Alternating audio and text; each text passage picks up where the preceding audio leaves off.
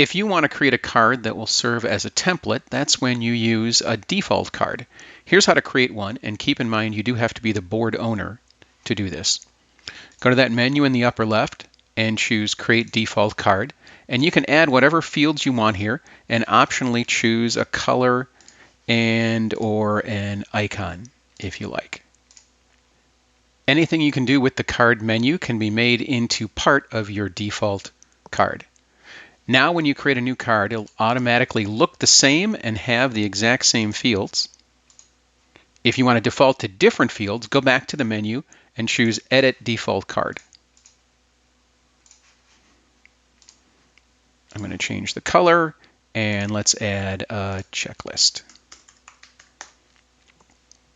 You can even add values to the fields, either as a placeholder or a prompt for new cards, or if you have mostly the same checklist values. Keep in mind, changing the default card structure will only affect new cards. The changes you make there won't affect existing cards that were created from a previous version of your default card. And one last note, you don't even have to start from scratch. If you've already got a card that has the fields or values that you want, go to the Cards menu and choose to set that one as the default card.